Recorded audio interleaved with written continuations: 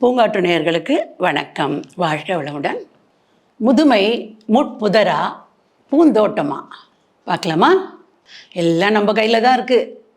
நம்ம எப்படி நினைக்கிறோமோ அதை தான் அப்படி தான் நம்ம நடத்திக்கலாம் இல்லையா? எல்லாமே மனசு தான் காரணம். நான் உங்களோட ஒரு கொரியன் கதை பகிர போகிறேன். இது கதைன்னு கூட சொல்ல முடியாது, நிஜம் வாழ்க்கையிலுமே இது இருக்குது. அதை தான் கதையாக எழுதுகிறாங்க நிறைய பேர் நினச்சிக்கோங்களேன். அதாவது நம்மளுக்கு தன்னம்பிக்கை வேணுங்க வாழ்க்கையில். ப்ளஸ் இன்ஃபீரியாரிட்டி காம்ப்ளெக்ஸ், சுப்பீரியாரிட்டி காம்ப்ளெக்ஸ்ன்னு சொல்லுவாங்க. அதெல்லாம் நான் கிரேட்டு, இல்லை நான் எனக்கு ஒன்றுமே இல்லை, அந்த நினைப்பெல்லாம் இருக்கவே கூடாது. அதே மாதிரி செல்ஃப்லெஸ், தன்னலமற்ற வாழ்க்கை வாழ்கிறதுக்கு நம்மளுக்கு தெரியணும். நிறைய பேர் ரொம்ப செல்ஃபிஷாக வாழ்கிறாங்க. அதுதான் அவங்களுக்கு இன்ஃபீரியாரிட்டி காம்ப்ளெக்ஸ், தாழ்வு மனப்பான்மை காரணமே அதுதாங்க நண்பர்களே. எமிலின்னு ஒரு அம்மா, கொரியா அந்த ஊரில். அவங்களுக்கு 69 வயசு. அவங்களுக்கு அவங்க கணவர் சமீபத்தில் போயிடுறாரு. ப்ளஸ் அவங்க குடும்பத்தில் இருந்த மீது யாருமே இப்போ அவங்களோட இல்லை, எல்லோரும் தவறி போயிடுறாங்க. இந்த அம்மா ஒருத்தர் தான் அந்த ஃப்ளாட்டில் இருக்காங்க, ஒரு ஃப்ளாட்டில் வசிக்கிறார்கள். இவங்களுக்கு அப்படியே நடைபெணம் மாதிரி வாழ ஆரம்பிக்கிறாங்க. இவங்களுக்கு எனக்கு யாருமே இல்லை, நான் என்ன பண்ணுவேன் அப்படின்ட்டு. யாரோடையும் கலக்க மாட்டாங்க, யாரோடையும் பேச மாட்டாங்க. இவ பாரு அழுறது, எனக்கு ஒன்றுமே இல்லைன்னு சொல்கிறது. அந்த ஃபோட்டோவெல்லாம் பார்த்துட்டே உட்காந்துட்டுருப்பாங்க அழுதுண்டு. ஏதோ சாப்பிடுவாங்க, ஏதோ தூங்குவாங்க, அவ்வளோதான். இவங்க என்ன பண்ணுவாங்களா, டெய்லி காலம்புற தட் இஸ் 6:45 வீட்டை விட்டு கிளம்பி போயிட்டு 7:45 ரிட்டர்ன் ஆவாங்க. இது வாக்கிங்காகன்னு கிடையாது, எக்ஸசைஸ் இல்லை இவங்க பண்ணுறது. இவங்களுக்கு தான் நம்ம என்றைக்கு போவோம், அவங்களுக்கு வாழ்க்கையே பிடிக்கலையே வாழ்கிறதுக்கு. சும்மா கொஞ்சம் தான் அந்த படம் பார்க்காம இருக்கலாம் அப்படிங்கிற நினைப்பு இருக்கு, போவாங்க. 6:45 கிளம்புல பெரிய தெரு அது அவங்க இருக்கிறது. அந்த தெரு நேராக போனாக்க அந்த தெரு முனையில் ஒரு பள்ளி, மழலையர் பள்ளி, கிட்ஸ் ஸ்கூல் இருக்கும். அதையும் தாண்டி போனால் கடத்தெரு. அந்த கடத்தெருவெல்லாம் தாண்டி போனால் ஒரு பார்க் இருக்கும். அந்த பார்க்கில் குழந்தைங்கள்லாம் விளையாடின்னு இருக்கோம். நிறைய இதெல்லாம் போட்டிருப்பாங்க, குழந்தைங்க விளையாட்டு இதெல்லாம் அதில் விளையாடின்னு இருப்பாங்க. பெரியவங்கள்லாம் கொஞ்சம் பேர் வாக்கிங் பண்ணிகிட்டு இருப்பாங்க. கொஞ்சம் பேர் பெஞ்சில் உட்காந்து பேசின்னு இருப்பாங்க, கை தட்டி ஆரவாரம் பண்ணிட்டு இருப்பாங்க, பாட்டு பாடிட்டு இருப்பாங்க. என்னென்னமோ நடக்கும் அந்த பார்க்கில், ஜாலியாக இருப்பாங்க. ஆக மொத்தத்தில் இவங்க அங்கே போய் 1 நிமிஷம் 2 நிமிஷம் அப்படி நிற்பாங்க. திருப்பியும் ரிட்டர்ன் வருவாங்க, பார்க்லேருந்து வருவாங்க, கடத்தெரு வழியாக வருவாங்க, ஸ்கூலை தாண்டுவாங்க, ரோடு நேராக வருவாங்க, வீட்டுக்கு வந்துடுவாங்க. திருப்பியும் அவ்வளோதான், அந்த படத்தை பார்த்துன்னு உட்கார வேண்டியது தான், ஏதோ சாப்பிட வேண்டியது. இப்படி சோகமே உருவாக தான் இருப்பாங்க இவங்க. இவங்களுக்கு என்னாச்சு, ஒரு நாள் கால் பிசகிடுச்சு, எங்கேயோ கொஞ்சம் அந்த தண்ணி வழுக்கி கால் பிசகிடுச்சு. டாக்டர் என்ன சொல்லிடுறார், 2 வாரம் எங்கேயோ அசையக்கூடாதுன்னு சொல்கிறாரு. இவங்களாலேயும் அசைய முடியாது, அவ்வளோதான், வீட்லேயே இருக்காங்க. என்ன பண்ணுவாங்க, ரொம்ப நேரம் தூங்குவாங்க. அப்புறம் டிவி போட்டுருப்பாங்க. டிவியில் ஏதாவது சோக பாட்டு இருந்தால் அதை பார்த்தோன்னே இவங்களும் அழுது இப்படி தான் இருந்துட்டுருப்பாங்க. 2 நாள் ஆறுதுங்க, யாரோ கதவை தட்டுறாங்க. இவங்க போயிட்டு கொஞ்சம் நொண்டி போய் கதவை திறக்கிறாங்க. திறந்தால் அங்கே மளிகை கடைக்காரர் நிற்கிறாரு. அம்மா வணக்கம்மா, உங்களை 2 நாளாக காணோம், நீங்கள் வரலை இந்த பக்கம். அம்மா உங்களுக்கு ஏதாவது மளிகை பொருள் வேணுங்களா?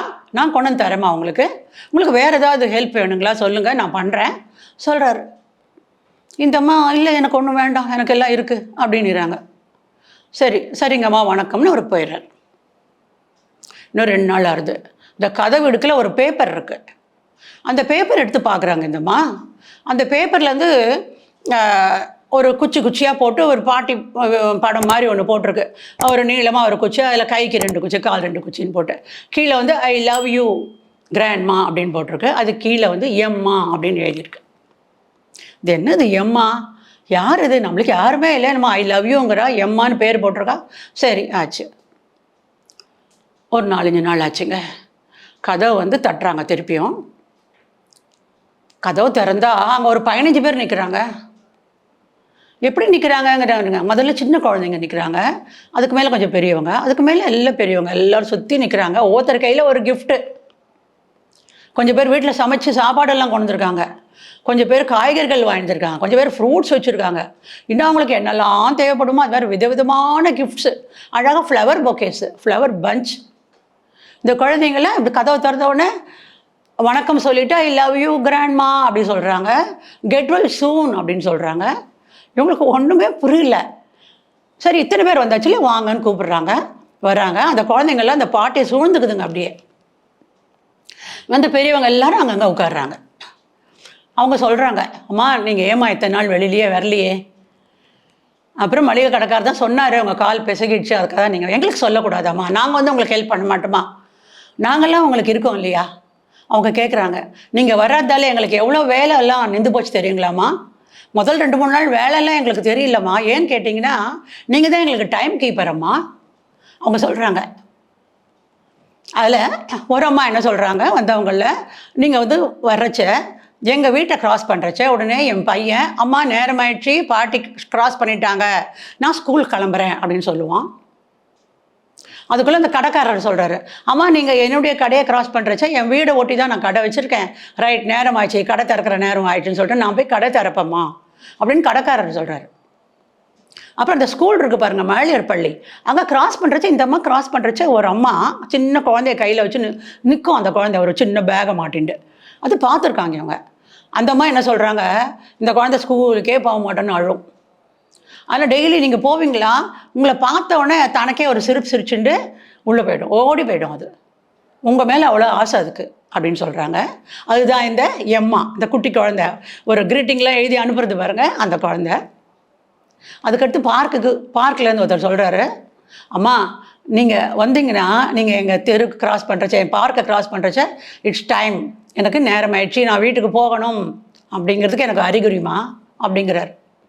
சரி திரும்பி வரச்ச வீட்டுக்கு முன்னாடி இருக்கிற வீட்டில் ஒரு அம்மா இவங்களை பார்த்த உடனே ஓடோடி போயிட்டு அப்பாவுக்கு, வயதான அப்பாவுக்கு மாத்திரை கொடுக்கணும், நேரமாயிடுச்சு அப்படின்னு ஓடுவாங்களாம் உள்ள. இத்தனையும் சொல்கிறாங்க அவங்க, அம்மா நீங்கள் எங்களுக்கு டைம் கீப்பர் வேலை பார்த்துருக்கீங்கம்மா, இத்தனை நாளும் நாங்கள் எல்லோரும் உங்களை கண்காணிச்சுட்டு இருக்கோம்மா. நீங்கள் இல்லாத முதல் 2 நாள் வந்து எங்களுக்கெல்லாம் திக்குமுக்கு ஆடி போய்ட்டோம், டைமே தெரியல எங்களுக்கு, இன்னும் பாட்டி க்ராஸ் பண்ணலன்னு நினச்சிட்டு இருக்கோம்.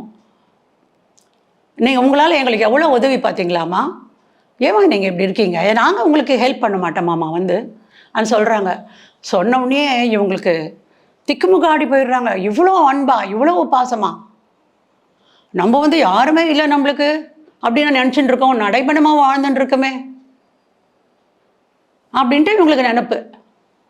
இதுக்கெல்லாம் காரணம் என்ன? இவங்க செல்ஃபிஷ், தன்னலம், இவங்கள பற்றியே நினச்சிட்டு இருக்காங்க இவங்க.